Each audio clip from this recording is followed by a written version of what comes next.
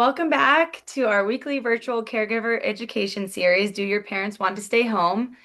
I'm Infinity Martin, Community Health Engagement Specialist here at Sugar and Spice In-Home Care. I'm here with Regina. She's the founder of Sugar and Spice, and we're a nurse-owned and operated chronic illness and caregiving management agency, proudly serving Flagstaff and about 1 hour radius surrounding. Our mission is helping older adults truly thrive as they age in place while also mastering their chronic symptoms. And today we're going to be talking about hallucinations with dementia. Yes. So, when might hallucinations appear with dementia?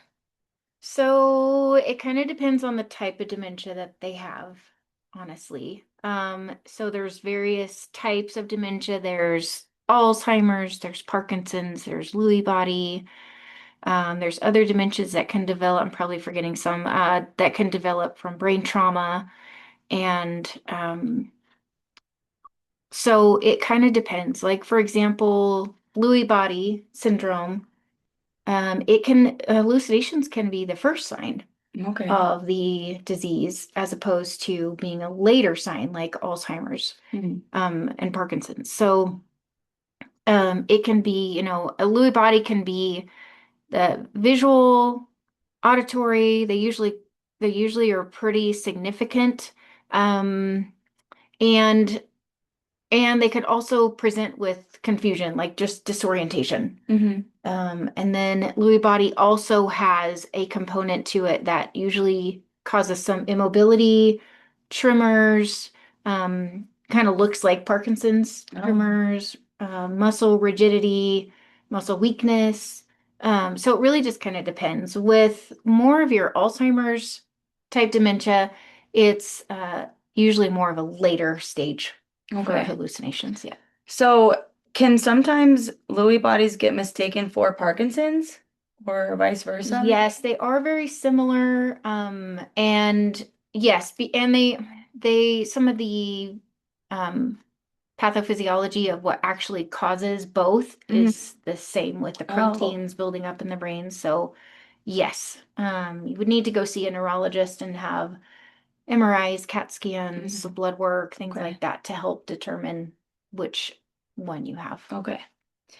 And then, are there different triggers that can make these hallucinations worse or happen? Yes, yeah. So, um, you know how when you're having a really vivid dream and you wake up and in the morning or whatever, it like takes you a while to disassociate from what you were dreaming about to reality, Mm-hmm. or your mind just keeps thinking about this dream throughout the Yeah. day.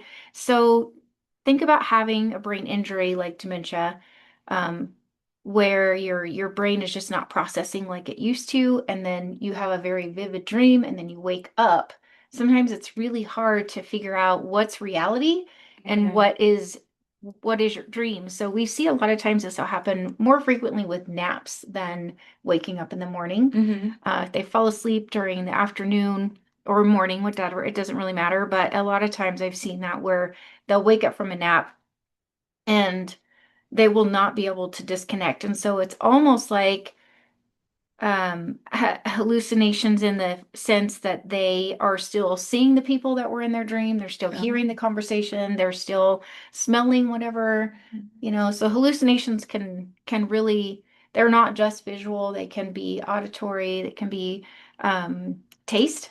Oh. Sometimes people have hallucinations where they taste different things, Huh. smell things. Mm-hmm. So yeah, it can be kind of rattling for people who maybe you're not normally seeing that level of confusion, and then they wake up from a nap and they're just completely disoriented. They can kind of tell like something's not off, Yeah. something's off, Mm-hmm. um, or they're trying to figure out wait, I'm looking around this room. It doesn't look like where I just was a second ago, but I can't turn it off either. Wow. So that can happen. Yeah, that sounds intense. Hmm. Yeah, absolutely. Yeah.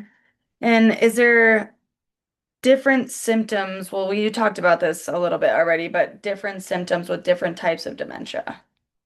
Yeah, so with your Alzheimer's, there's the hallucinations can be more of a gradual towards the end of end of like moderate to severe stages of Alzheimer's. And yeah, they can think that they're in a different place. They can think they're at work. They can think that there's people from their younger years that Hmm. are there in the home. Like they'll talk about their mom or their dad being in the house or their Hmm. sister or something like that, even though those people have passed away or they live across the country or something like that and they haven't seen them in a long time. They'll say like, wasn't my mom just here? Or do I hear her? I think my mom's in the other room. I hear, Hmm. something. Um, Now that can be also hallucinations can happen towards the end of life, and that's a little bit different category, but I'm talking about like maybe in the few weeks before someone passes away. There's another type of hallucinations that people can have where they are hearing people, seeing people from their past. Hmm. But it's interesting because those seem to be a little bit more like they'll see people. How do I describe this? It's like they start to see people on the other side, if Hmm. you can understand that. So the scenarios of what they're seeing the people doing are like it's almost like they're looking through a window and they can see their family members Hmm. doing things on the other side, hanging out, eating, talking, whatever, but they're not interacting with them Hmm. usually. They're just in the room. Right. So that can be something different too to watch for. Okay. Um, yeah, I think I definitely experienced that happening to my mom, Yeah. like right around the end of Yeah. life. Yeah, that was just maybe a couple days before, she went unconscious. And so is Mhm. that really like indication of that's really close to the end there? I I mean, mean, yeah, does it that can be. happen? I've seen where people start to see people on the other side weeks and weeks before. Okay. But it seems to be more prominent in the days before. Okay. Yeah, interesting. It Yeah, I really is. definitely noticed that. Yeah. Yeah. And what can family caregivers do to help their loved one who is experiencing such severe symptoms of dementia? Yeah. So again, it kind of goes back to the source. Um, Not all confusion can really be hallucinations. Like, for example, if somebody keeps saying, something's biting me, there's bugs in the bed.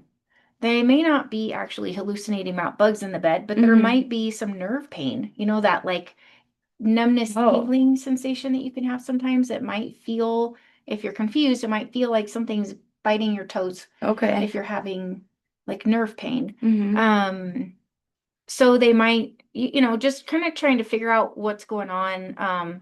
Check their circulation, see if you can warm up their feet. If, sometimes it's things like that. It might be somebody thinks they have something crawling on them and it might be a hair stuck. That happens to me. I've got one hair and I'm like, Yeah. where is it? Where It's is it? tickling me. Um, Sometimes pet hair can get in your clothes and it just pokes you. Hmm. So sometimes just looking through their clothes to see if there's something that might be poking or jabbing them, they're feeling that and that in their mind. They just think I've got bugs biting me or Right. snakes biting me or something. Hmm. Um, there's also so like for hallucinations that are visual, there's this really crazy phenomenon. It's called Charles Bonnet Syndrome.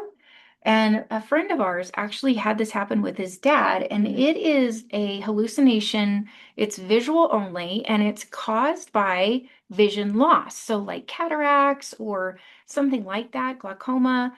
And it's a totally different category, but it's very vivid visual hallucinations, and what it is, it's the brain is starving for that visual stimulation. Like Oh. it's almost like if you lost your vision and everything became very blurry and you couldn't see very well and your brain is hungry for that. So your brain Hmm. actually starts to place images in your mind for Mm-hmm. what you're not seeing. So like for an example with this friend of mine, his dad started seeing all kinds of crazy animals in his room. Whoa. Yeah, so he was very scared. He didn't understand what was going on. It was like wild animals in his room. And he was not struggling with dementia or Mm-hmm. memory loss and hadn't had confusion up to that point. He was pretty healthy, but he did have some vision problems that had gradually gotten worse and worse. Okay. And his brain was just placing images around the room. Wow. It's Yeah, wild. yeah, yeah, crazy. And they were trying to chase it down and were like, what is it? Is it something Mm-hmm. with meds? Is it, does he got a brain tumor? What is Right. happening? So that was interesting. So sometimes the treatment is figuring out what the cause is, Yeah. right? So like could it be that they're cold? Could it be that they're hungry? Could it be that something's poking them? Could it be their vision Mm-hmm. loss? Sometimes medications can cause hallucinations, Mm-hmm. specifically the antidepressive, antipsychotic Okay. meds. On the other hand, sometimes that can be one of the treatments to help with the Ah, hallucinations. okay. So, you know how those are. A lot of Yeah. them have a long list of it's supposed to help with depression, but it can cause depression. It's supposed Right. to help with suicidal ideation, but it can also give you suicidal ideation. So, um, Tread lightly with that one. yeah, yeah, exactly. Yeah. Let's see, the smells, if they're hallucinating smells, I guess it's just I don't know what you can do with that one. If they're smelling something bad, maybe just try and hunt down whatever's in the house that might be might be causing a smell that they're just misinterpreting. Could be Mm-hmm. onions, but they're thinking it smells like something else. Mm-hmm. Um, let's see, also taste. If so, as seniors get older, their sensation of taste changes a lot. Mm-hmm. They lose a lot of their ability to taste food, so it might just taste really weird. But it's always a good idea if they're suddenly having like a metallic taste or a nasty taste in their mouth that they may need a dental exam. Mm-hmm. There might be some abscess or something wrong in their mouth Right. that's food caught for and you dismissed it for a while, Mm-hmm. that can be causing some a nasty taste in their mouth. So if it's actually you've checked all that stuff, they're still having hallucinations.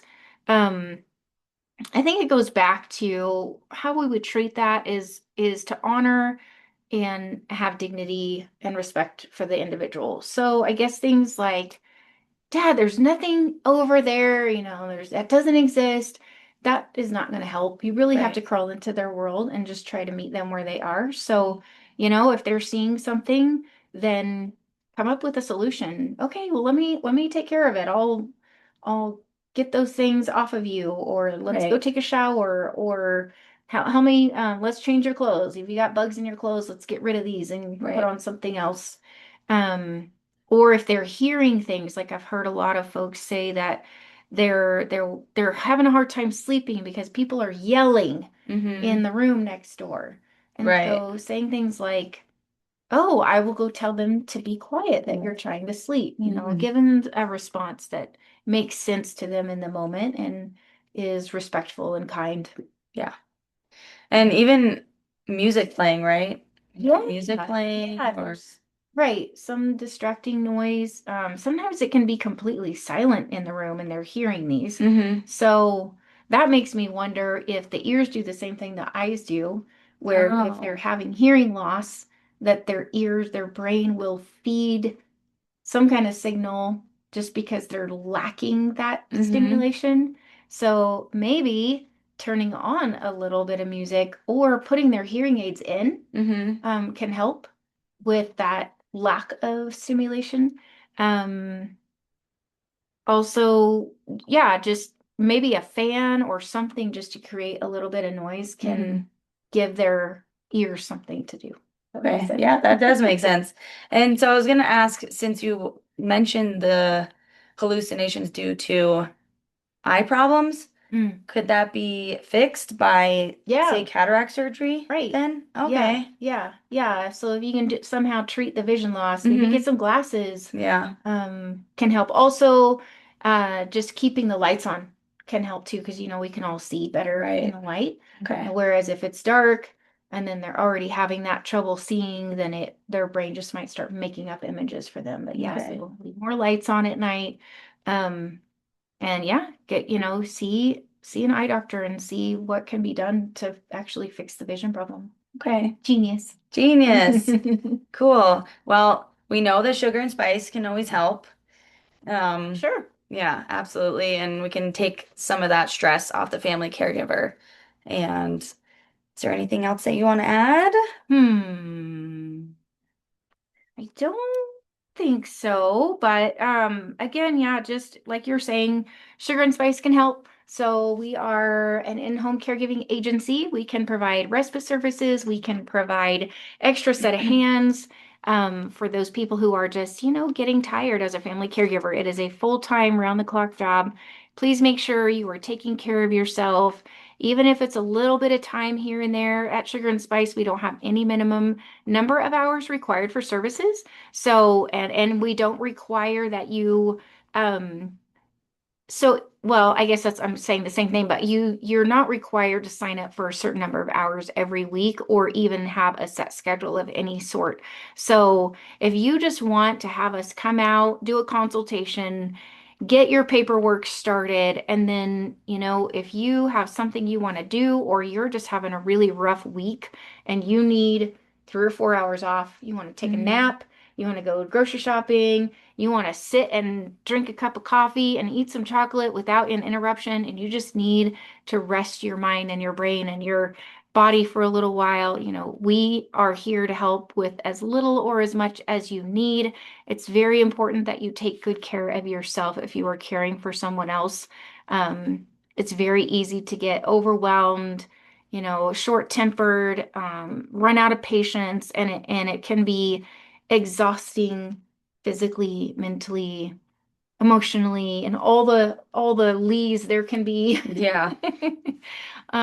So just know that you have a very difficult job. It is the most um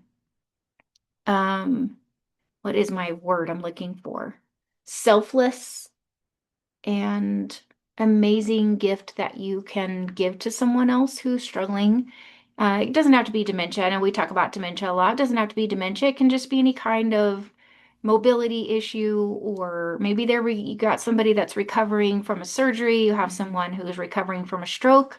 You just need help for maybe a month or two to get them over the hump and back up on their feet again. And you can feel yourself just getting worn out. We're happy to help. We have all kinds of specialties and programs available for people in different stages and walks of life. We have post-surgical, we've got a neuro-well program, we've got an aging in place program, and then we have our concierge respite services that are just little bits of time here and there. So give us a call. We're happy to help.